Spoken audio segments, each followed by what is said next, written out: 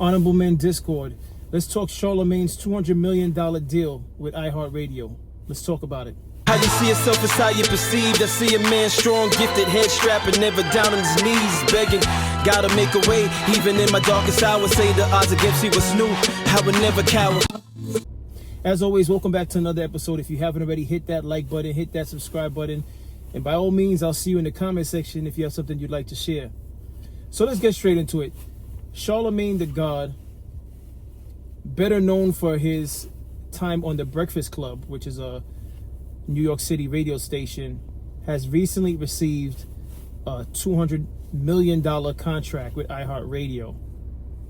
Now, the $200 million was iHeart's offering or proposal to him for his Black Effect Media podcast, as well as for the Breakfast Club show. So it was for him to pour in to both things that he's involved in. He's involved in the Black Effect Media podcast as well as the Breakfast Club. But first, let me just say this. This is a good thing. Regardless if you like Charlamagne the God and his antics, this is a good thing. It's a good thing first and foremost for him, but it's also a good thing for those of you that are in the podcast space, for those of you that have started channels like myself. It's something to aspire towards. Now, are we all going to get $200 million contract deals? Probably not. All right. But that's not a bad thing. It's good to see that this field that we're in, commentary, broadcasting, reactions, it's basically us getting on camera, speaking on social topics, social issues, current events. It's good to see that there is a light shined on this type of media. And I applaud Charlamagne, so I want to start by saying that. Salute to Charlamagne. I know there's some people out there that are looking at it like, why this guy? Why did he get it? Of all people, why did he get it? Why not? The guy's a very talented guy.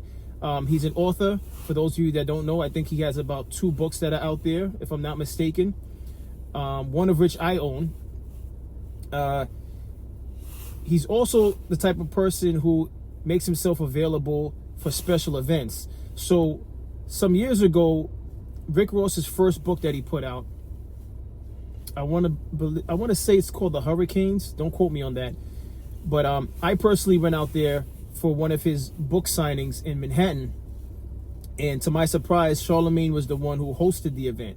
He was the one who asked Rick Ross questions about the book. And the entire event was good. It was the energy was good. It was positive, and Charlamagne did an excellent job hosting. And that was my first time seeing Charlamagne in person. My first and only time seeing him in person. And the way he conducted the interview was well done, and it was very professional. So as far as the people who question why was he able to attain $200 million, the guy is a professional. He knows what he's doing. Now on radio, you could say it's antics, and if it's antics, it's worked. You know, hate it or love it, it's worked. And it's put him in a position to help others and to also help his family and to continue to feed his family, which is a great thing. You know, you can't knock somebody for putting in that work. He's been on radio for quite some time. So, you know, he's no stranger to broadcasting. It's not like he's an overnight success. The guy's been grinded. So hats off to him. Salute to Charlamagne. But I do have to also point out that there's some people in his own space that seem like they're sort of jealous of his success, or they kind of question why, again, he was able to receive this $200 million deal with iHeartRadio. And so let's take a look at some videos of people who question why him. And this is going to be videos from people in that space in broadcasting, and as well as people that are not in that space. It could be just regular listeners to his to the radio station, or who have seen some of his video clips and maybe came to an assumption about the man and what it is that he does. So let's take a look at these videos and we'll talk about it further. Call me a hater, but I just don't understand how Charlamagne signed a $200 million deal. Bro was super annoying on his radio show for the last however many years. Who literally wants to listen to him? The whole thing Because is good timing for us. Listen, there were things that Charlamagne was willing to do that I would have never done. Never. And that's how you get to those big bags. Because I don't to have the people like the iHearts of the world want to hand you this much money. But it's the same with Stephen A. Smith, though. When Disney wants to give you money like that, you got to do a dance I ain't willing to do. You could have. I think you could have done it. I don't know if you would have gotten the Stephen A. 30 a year is a big one. Who? You. No. But I think you would if you had flipped it on and done the dance right, you could have got yourself a nice 10, 15. Oh, I think that's. Oh yeah. But I can't do it.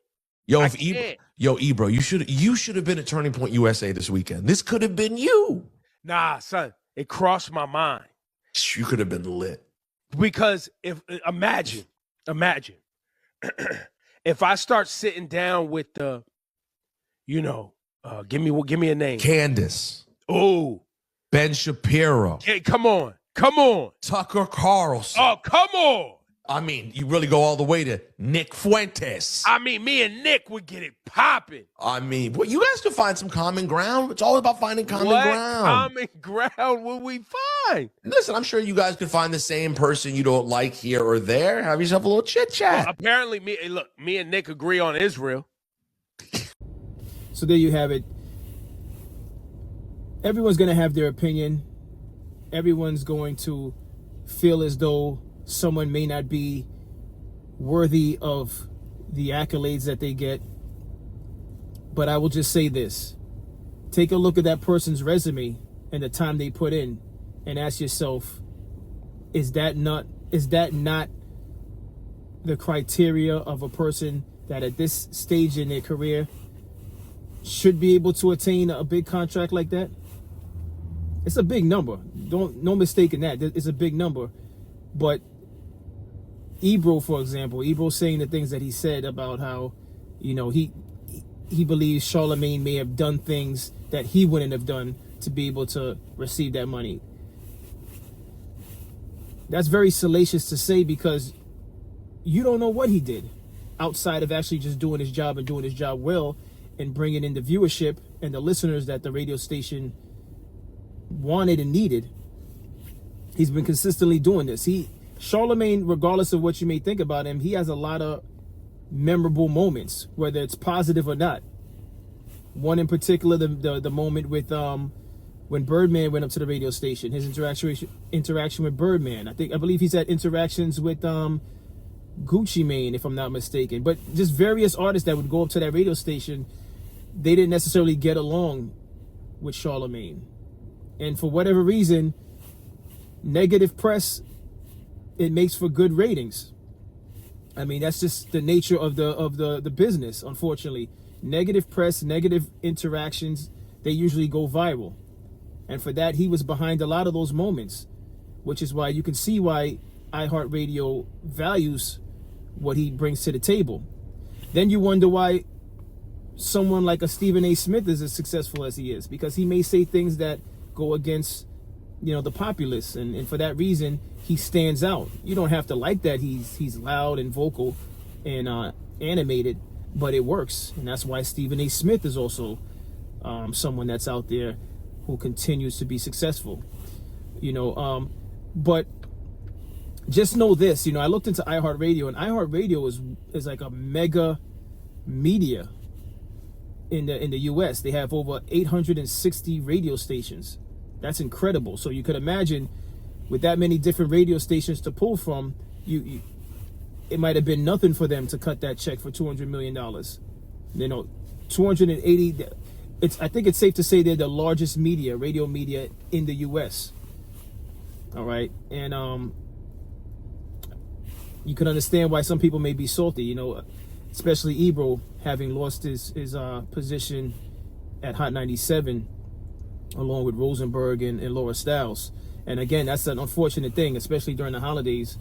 But that's no reason to hate on Charlamagne for his success. So that's all I have on this. Again, salute to Charlamagne, the God. Keep pushing the boundaries. Keep inspiring. I look at these things as inspirational.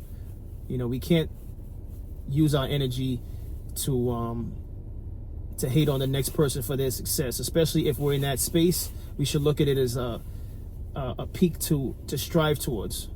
All right, we should look at it as a bar, a standard. And it's good to hear those type of numbers are being thrown out there, because even a fraction of that would be great for me. I'll be honest with you. I'm not even going to act as though less than $200 million wouldn't be a good number to throw at me. But it's good to know that we could reach those heights and beyond, thanks to, you know, pioneers and individuals that stay consistent and grind, you know, and hustle. Because at the end of the day, he hustles. Charlamagne's from the South. I believe he's from the Carolinas. I'm not sure if it's North or South Carolina, but I believe he's from the Carolinas. And he's been grinding, man. You know, he's been under Wendy Williams for some time. So he's been under her tutelage. And he's just been grinding. You know, again, he put out those books.